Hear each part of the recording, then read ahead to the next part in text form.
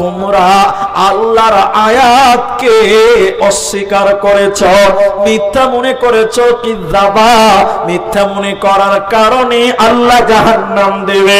কিভাবে পরকালে অপমান করে জাহান্নাম দিবে আল্লাহ এবার বলছে শুনে নাও, ওয়াকাযাবু বিআয়াতিনা কিযাবা ওয়া কুল্লা শাইইন আহসাইনাহু কিতাবা। তাকান এদিকে তাকান, শেষ লগ্নে এসছেন ভাই, ভাই ও ভাইয়া 12:30 অবধি বসো, একটু বসো। এটা একটা কিতাব, এটা একটা কিতাব, এদিকে দেখেন। আল্লাহ বলছেন আমি মানুষের সব কিছু লিখে রেখে দিয়েছি, সব কিছু লিখেছি। এবার আল্লাহ কিয়ামতের দিন আপনাকে এভাবে দিবে, দেখেন আমার দিকে তাকান ভাই। আল্লাহ বলবেন লাও, কিতাব নিলেন, নেওয়ার পর আল্লাহ বলবেন ইকরা, তুমি পড়ো। আপনি পড়েন এই কিতাবে কি লেখা আছে, জীবনে যা কিছু করেছেন সব লেখা আছে। আল্লাহ বলবেন ইকরা, পড়ো। আপনি তখন পড়বেন, পড়তে জানলেও পড়তে পারবেন, না জানলেও পারবেন। কি পড়বেন? পড়বেন আর বলবেন মালি হাদাল কিতাব, আশ্চর্যজনক কিতাব, লা ইউগাদিরু সাগীরাতা। এই কিতাবে জীবনের ছোট ছোট কথা লেখা আছে, বড় বড় কথা লেখা আছে। তাহলে কিয়ামতের দিন আল্লাহ আপনাকে জাহান্নাম দেওয়ার আগে আপনাকে আপনার পাপ এবং নেকি পড়তে দেওয়া হবে। তাই আপনি নিজেই বুঝতে পারবেন যে আপনি জান্নাতি না জাহান্নামী। কে দিয়েছে বল? তফু শেখ কত দিয়েছে? 1000 টাকা। এদিকে তফু শেখ 1000 টাকা দিয়েছে। তাহলে এই আমার দিয়ে বলেন 1000 টাকা কটা হয়েছে? তফজুল শেখ 1000 টাকা কয়টা হলো? তাহলে 60টা হয়েছে। থামো, 1000 টাকা দিলে কয়টা হলো? তফজুলেরটা দিয়ে কয়টা হয়েছে? 60টা। আর রুবেল শেখ কি দিয়েছে? 1000 টাকা। রুবেল শেখ দিয়েছে 1000 টাকা। একবার খুশি হয়ে বলি লিল্লাহি তাকবীর, নারায়ে তাকবীর। 8টা হয়ে গেছে 1000 টাকা। এখন ভাই একটা কথা বলবো, রাগ করলে হবে না। চাইছিলাম 5টা, হয়ে গেছে 8টা। 6টা চাইছিলাম, 8টা হয়েছে। এখন বলছি আরো 2টা লাগবে, নাহলে মাইক বন্ধ করবো না। 10টা হবেই ইনশাল্লাহ। বলুন তাহলে তো হবে।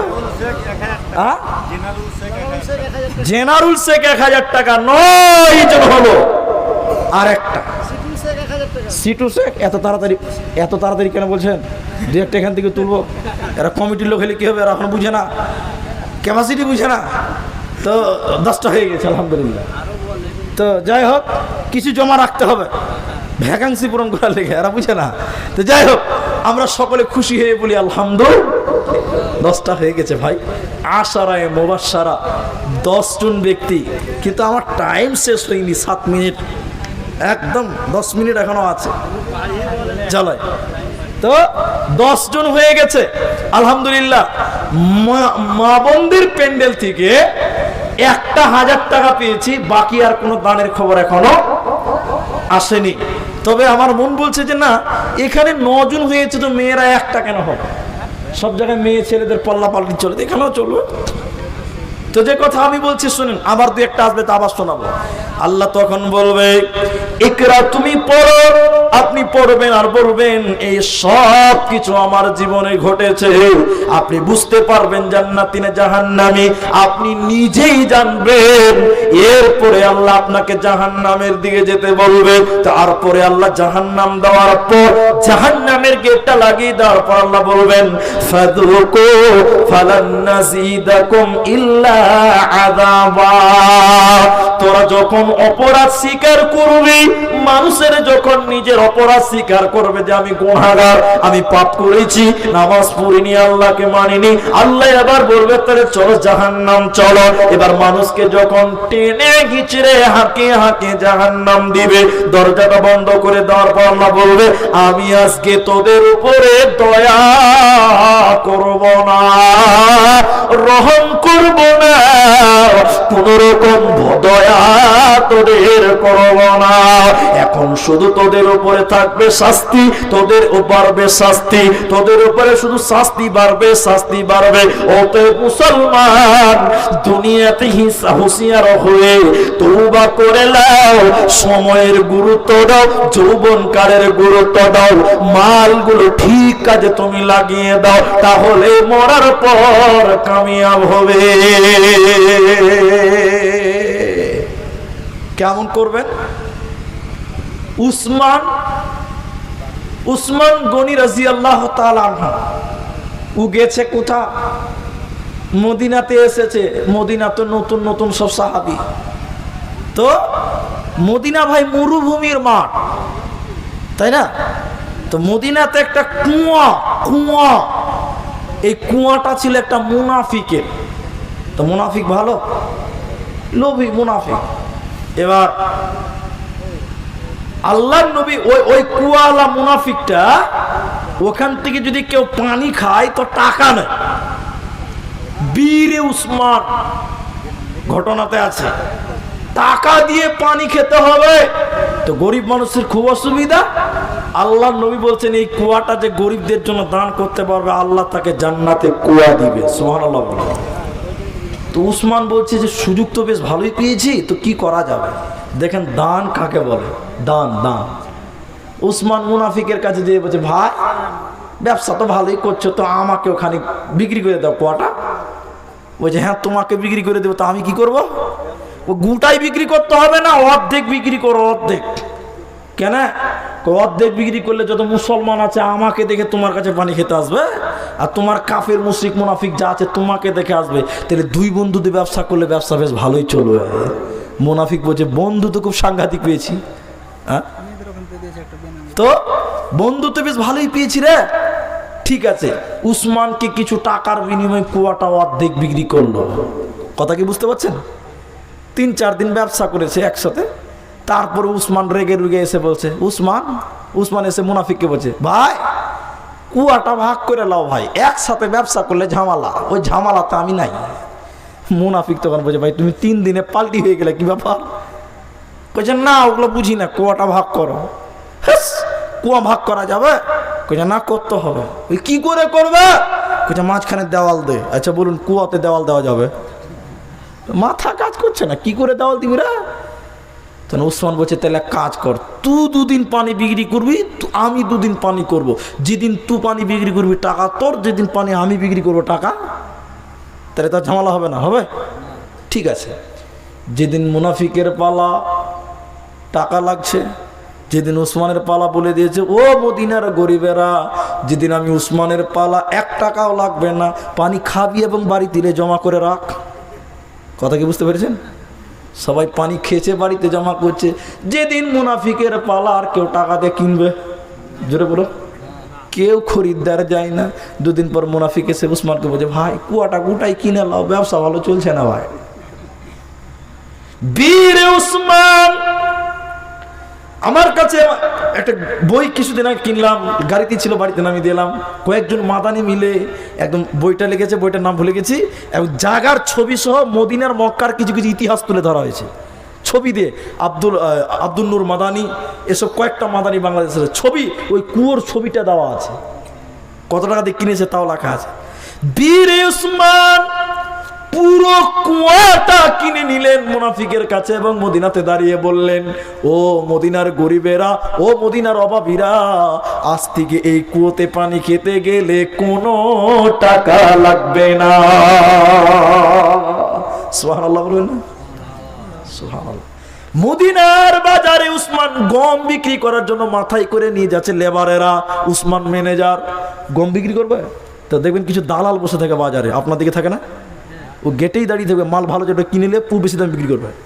তো উসমানের গম খুব চকচকা, কিছু লোক দালাল তারা আছে, ও উসমান গমগুলো আমাদের দিয়ে দাও, খানাকা বাজারে বসে থাকবে কি দরকার, দাও দাম বেশি দিছি। উসমান ইনসাফকারী, সুবহানাল্লাহ বলার একবার। উসমান বলছে আমি বেশি দামে মাল বিক্রি করব, তাহলে বাকি ব্যবসায়িক যারা ব্যবসা করতেছে তাদের লস হবে, ব্যবসাতে হবে কি হবে না? হবে? কি চিন্তা ভাবনা থাকে হবে না?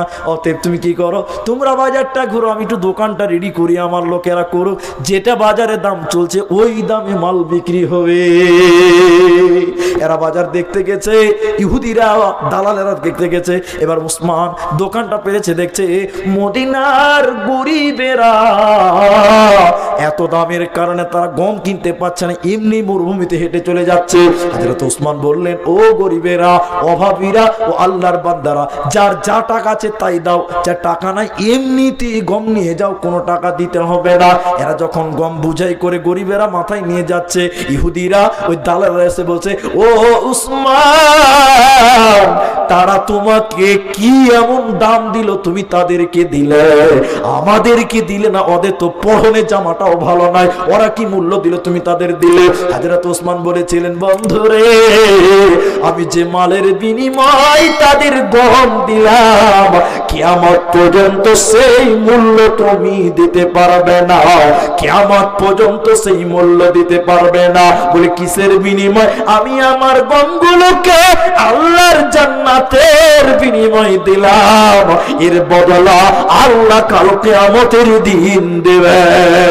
নারে তাকবীর! আল্লাহ দিবে, আল্লাহ দিবে, সুবহানাল্লাহ।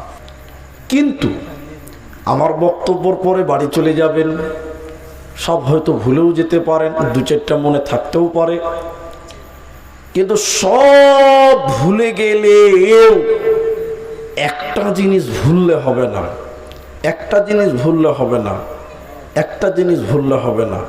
সেটা কি? আল্লাহ আপনাকে আমাকে সৃষ্টি করেছে কেন? আল্লাহ আপনাকে আমাকে সৃষ্টি করেছে কেন? নিশ্চয়ই এই কেনর একটা উত্তর আছে। আল্লাহ সৃষ্টি করেছে, নিশ্চয়ই কোনো একটা কারণ আছে। আছে না নাই? হ্যাঁ না বলুন। আছে। একটু আমার দিকে তাকান, আমার সঙ্গে কথা বলেন। আপনাদের ওই স্ট্যান্ডটার নাম কি, যেখান থেকে রাস্তা ঢুকলো? কাটাতলা। আচ্ছা, ওই রাস্তা দিয়ে আমি এই দিক দিয়ে হাঁটছি, তখন আপনাদের গ্রামের দুটো ছেলে বলছে, আসসালামু আলাইকুম মাওলানা সাহেব, কোথায় যাবেন? তখন আমি বলছি যে জঙ্গিপুর যাব বা আর কোথাও যাব। তাহলে আমি যে হাঁটছি, হাঁটার পেছনে একটা কারণ আছে যে আমি কোথাও, বলুন, যাব। কিন্তু এটা পাগল, পাগল, পাগল, যার বিবেক নাই, বিবেকহীন পাগল, ও রাস্তাতে হার হার হার করে হাঁটছে। আপনার মতন একটা লোক বলছে, এ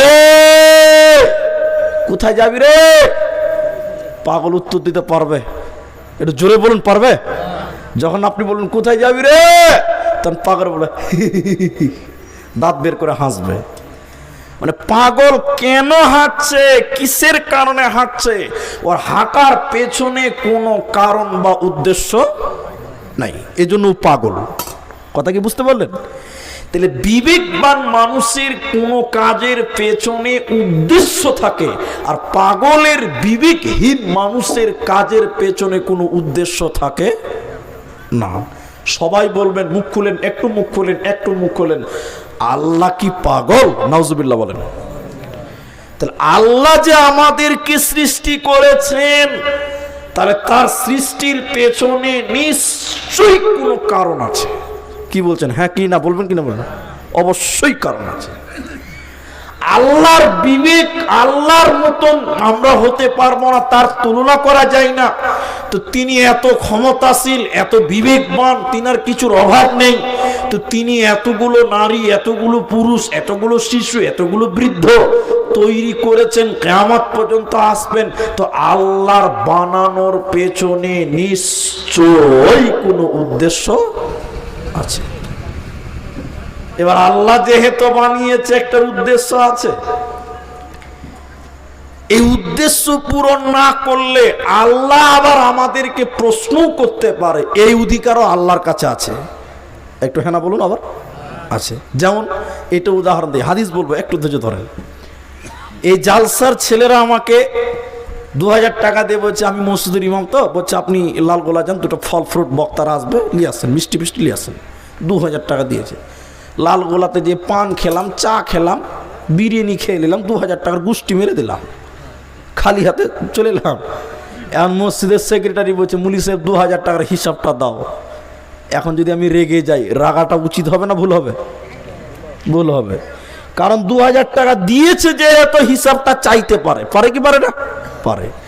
তা আল্লাহ আমাদের হায়াত দিয়েছে, সবাই বলুন হায়াতের মালিক কে?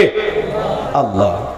তা আল্লাহ যেহেতু হায়াত দিয়েছে, তো এই হায়াত সম্পর্কে আল্লাহ প্রশ্ন করার অধিকার রাখে কি রাখে না? রাখে, যেহেতু হায়াতের মালিক আল্লাহ। চলুন, কিয়ামতের দিন মানুষকে আল্লাহ 5টি প্রশ্ন করবে। সবাই বলুন কটা? তিনি প্রশ্ন করার অধিকার তার আছে না নাই? আছে, যেহেতু হায়াতের মালিক তিনি।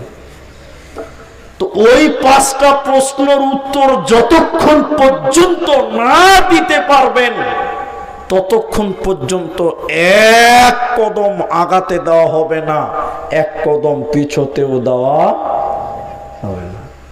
এবার রেডি করলেন 5টা প্রশ্নের উত্তর, ঠিক আছে তো? আমার আগে হাবিবুর ভাই বলছিলেন, ইল্লা ওয়া আনতুম মুসলিমুন, মুসলিম না হয়ে মরিও না। একজন বড় বিদ্বান তিনি বলছেন ইল্লা ওয়া মুসলিম, ইল্লা ওয়া আনতুম মুসলিমুন। এ কথা বলতে বলতে তিনি বলেছেন এটা তো মুসলিম হতেই হবে, এতে কোনো ছাড় নেই। তার সঙ্গে সঙ্গে 5টা প্রশ্নের উত্তর রেডি না করে তুমি মরিও না। নবী বলেছেন লা তাজালু কাদামা ইবনে আদম, বানি আদমের ছেলে মেয়েদের এক কদম জান্নাতের দিকে আগাতে দেওয়া হবে না, এক কদম জান্নাতের দিকে যেতেও দিবে না, পিছতেও দিবে না। একদম সূর্যের তাপ, মানুষের চামড়া পুড়ে যাবে, মানুষের মগজগুলো টকবক টকবক করে ফুটবে, ওই জায়গাতে দাঁড় করে রাখবে যতক্ষণ পর্যন্ত 5টা প্রশ্নের উত্তর না দিতে পারবে। এক, বিসমিল্লাহির রহমানির রহিম। আন উমরিহি ফীমা আফনাহু, 90 বছরের জীবন আল্লাহ তোমাকে দিয়েছিল, সময়টা বুঝিয়ে দাও। কিয়ামতের দিন 5টি প্রশ্ন করা হবে বান্দাকে। তার প্রথম প্রশ্ন হলো, এ আব্দুর রহমান, তোমার জীবনের সময় ছিল 80 বছর। প্রতিটি বছরে 12টা মাস ছিল, প্রতিটা মাসে 30টা দিন ছিল, প্রতিটা দিনে 24টা ঘন্টা ছিল, প্রতিটা ঘন্টাতে 60টা মিনিট ছিল, প্রতিটা মিনিটে 60টা সেকেন্ড ছিল। 1 সেকেন্ড, 1 মিনিট, 1 ঘন্টা, 1 দিন, 1 সপ্তাহ, 1 মাস, 1 বছর, 2 বছর, এইরকম করে করে 80 বছর আল্লাহকে কিয়ামতের দিন বুঝিয়ে দিতে হবে। হে মানুষ রে, দুনিয়াতে হুড্ডু হয়ে ঘুরে বেড়ালে চলবে না। আল্লাহ হায়াত দিয়েছে, হায়াতের হিসাব তিনি নেবে। ভাবিয়েন না যে আল্লাহ পাগল এমনি সৃষ্টি করেছে, না। প্রতিটি সেকেন্ড আল্লাহ আপনার কাছে বুঝে নিবে, তিলে তিলে তিলে তিলে বুঝিয়ে দিতে হবে। আপনি কি ভাবছেন যে এমনি খাবো কামাবো? না, আপনার প্রতিটা মিনিট আল্লাহর কাছে কত গুরুত্ব আপনি জানেন না। আল্লাহ বলছেন প্রতিটা সেকেন্ড আমাকে বুঝিয়ে দিতে হবে। এই বুঝানোটার নাম বলা হয় ইন্না ইলাইনা ইয়াবাহুম সুম্মা ইন্না আলাইনা হিসাবাহুম। আল্লাহ বলছেন আমার কাছে তোদের আসতেই হবে। আল্লাহ বলছেন হিসাব দিতে হবে, লয় দিতেই হবে, পালাবার কোনো উপায় থাকবে না। প্রতিটা সেকেন্ড। এখন বলুন সময়ের গুরুত্ব কম না বেশি? সময়ের গুরুত্ব কম না বেশি? অনেক বেশি। এজন্য কার কখন মওত হবে, মৃত্যু হবে, এটা আমরা কেউ জানি না। জানি না, কিন্তু বড় দুঃখ লাগে। একটু হ্যাঁ না বলবেন। মসজিদের মুলি সাহেব বলছে চাচা 45 বছর বয়স, দাড়ি ছাড়বে না। তখন বলছে এখনো তো পতাপুতি হলো না, তো কি করে দাড়িটা রাখি? এরকম মাল আছে না নাই? এরা কথা বলে না? 50 বছর বয়স, সকাল বিকেল ক্রিম পালিশ করছে, খালি দেখা যায় যে জোয়ান হওয়ার চেষ্টা করছে। জি, একটা মুলি সাহেব বলছে, চাচা নামাজ পড়বে না? কইছে নামাজের সময় হয়নি। মনে হয়েছে যে ফেরেশতার খালাতো ভাই, ও কবে মরবে এটাও জানে। বলছে সময় হয়নি। আরে সময় হয়নি মানে ও জানে তো এতদিন সময় ওর আছে। ঠিক বললাম না ভুল বললাম? বলছে সময় হয়নি, তার মানে কি ও জানে যে এখন আমার 30 বছর সময় আছে। আপনারা এবার সবাই বলুন ভাই, কালকে বেঁচে থাকবে এই গ্যারান্টি আছে? কি করা হবে? এজন্য নবী বলেন না, আন উমরিহি ফিমা আফনাহু, তোমার জীবনের 80 বছর সময়টা আমি আল্লাহকে বুঝিয়ে দিতে হবে। অতএব সময় নিয়ে কোন রকম বাহানা চলবে না। জ্ঞান হয়েছে তোমার উপরে নামাজ ফরজ হয়ে গেছে, মসজিদে ঢুকে যাও, কারণ কাল সকালে মসজিদে মৃত্যুর ঘোষণা হয়ে যেতে পারে। এই গ্যারান্টি পৃথিবীর কেউ দিতে পারবে না। সময়ের গুরুত্ব কত জানেন? দুটি হাদিস নিয়ে আসবো, আজকের টোটাল বক্তব্য দুটি হাদিসের পুরো শেষ, আবার আসবে। দ্বিতীয় নম্বর, নবী বলেন ওয়ান সাবাবিহি ফিমা আবলাহু, প্রতিটি মানুষকে জিজ্ঞাসা করা হবে তোমার যৌবনকাল সম্পর্কে। যৌবনকাল কেমন করে অতিবাহিত করেছ? যৌবনকাল আল্লাহর ইবাদত করেছ কি করনি? যৌবনকাল কেমন করে কাটিয়েছ? যৌবন সম্পর্কে সবাইকে হিসাব দিতে হবে। আর এখন যুবকেরা সব রকম ফাহিসা কাজ করে, তবে সবাই নয়, মাফ করবেন। এখন যত খারাপ কাজ বেশিরভাগ যুবক ছেলেরা করে। আমি কথা কি ঠিক বললাম ভুল বললাম? ঠিক বলেছেন। অথচ যুবকরা হলো ইসলামের সোনার টুকরা, হীরের টুকরা। ইসলামের কি অবদান রেখেছে যুবকেরা আপনারা জানেন না। নবীজি বলেন, শুনে নাও, কিয়ামতের দিন যেদিন কোনো ছায়া থাকবে না, যেদিন মানুষেরা বাঁচাও বাঁচাও বলবে, আর নবী বলবে ইয়া নাফসি করবে, যেদিন কেউ কোন রকম দয়া করবে না, সেদিন মানুষেরা বলবে বিচার কেন হয় না, বাঁচাও বাঁচাও, কারণ সূর্যের তাপে মানুষেরা পূর্বে কোনো ছায়া থাকবে না। নবী বলেছেন সেদিন একটা ছায়া থাকবে কিয়ামতের ময়দানে, ওটা আল্লাহর রহমতের ছায়া, বরকতের ছায়া, আল্লাহর আরশের ছায়া। 660 নম্বর হাদিস বুখারী শরীফের ভিতরে, ওটা আল্লাহর আরশের ছায়া। নবীজি বলেছেন আল্লাহর আরশের ছায়াতে 7 প্রকার মানুষকে স্থান দেওয়া হবে। ওই 7 জনের ভিতরে দ্বিতীয় নম্বর হলো ওয়ারাজুলুন যাকাত। আর দ্বিতীয় নম্বর নবীজি বলেছেন ইবসাবাতুন ইউদিল্লুহুমুল্লাহু তাআলা ফি দিল্লিহি ইয়াউমুল লা দিল্লু ইল্লা দিল্লু, আল ইমামুন আদিল ওয়া শাবুন নাসা ফি ইবাদাতিল্লাহ। নবীজি বলেছেন যে যুবক যৌবনকাল আল্লাহর ইবাদত করে করে করে করে যৌবনকাল পার করবে, যে লোক নিজের যৌবনকালে আল্লাহর ইবাদত করবে, নবীজি বলছেন কিয়ামতের দিন এই যুবকের কোনো চিন্তা থাকবে না, আল্লাহ তাকে আরশের নিচে রিজার্ভেশন জায়গা দিবে, কোনো চিন্তা হবে না। অতএব যৌবনকাল আল্লাহর ইবাদত করো। তাই নবীজি বলছেন দ্বিতীয় প্রশ্ন, কিয়ামতের দিন যৌবনকাল কেমন করে কাটিয়েছো তুমি বলো।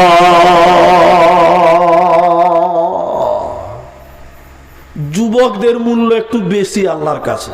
কেন বলছি? মুখ খুলেন, সময় মুখ খুলবেন। আপনাদের লালগোলাতে ডাব আছে তো? একটা ডাবের দাম কত? যাও বাবা, 50 টাকা। ঠিকই বলেছেন। একটা ডাবের দাম কত? সবাই বলুন না রে বাবা, 50 টাকা। মাশাআল্লাহ, লিল্লাহি তাকবীর। এবার বলেন আর একটা পেকে গেছে, চোকা ছিলি রেখে দিয়েছে নারকেল, ওর দাম কত? 20 টাকা। 30 টাকা নাই ভাই, 20 টাকা 25 টাকা। জি ভাই, ডাবের দাম কত? 50, আর নারকেলের দাম 20 টাকা। মানে মানুষও বুঝছে যে ডাবটা যুবক, ওর মূল্যটা বেশি, আর নারকেল থুপড়ি মাল, লোকের কাছে দাম। কথা কি বুঝতে পারে? হ্যাঁ না বলেন? এরা ডাব মানে যুবক, যুবক কচি, ওর দ্বারা সব রকম ইবাদত করা সম্ভব, কিন্তু বৃদ্ধ মানুষের দ্বারা সব ইবাদত করা সম্ভব নয়। কত প্রমাণ দিব? ইসলামে এমন একটা ইবাদত আছে, বৃদ্ধর জন্য মাপ, শিশুদের জন্য মাপ, নারীদের জন্য মাপ, শুধুমাত্র যুবকদের জন্য। ওই ইবাদতটার নাম জিহাদ। বুড়ারা মাইনাস, পাবি না। তাহলে যুবকের মূল্য আল্লাহর কাছে বেশি। কথা কি বুঝতে পারলেন আমরা? যুবক যা ইচ্ছা সেটাই করতে পারে, এরা সমাজ পরিবর্তন করতে পারে, এরা দুনিয়াটাকে পাল্টে দিতে পারে। রসুলের সঙ্গ নিয়ে জাহিলিয়াত দূর করেছিলে। বুড়া না জোয়ান? জোয়ানেরা। আবু বকর জোয়ান, উমর জোয়ান, আবু হুরায়রা ছোট নাবালক, সবাই জোয়ান। এই জন্য রসুল বলছেন, আমি বুড়াদের দ্বারা বাধা প্রাপ্ত হয়েছি। রসুল বলেছেন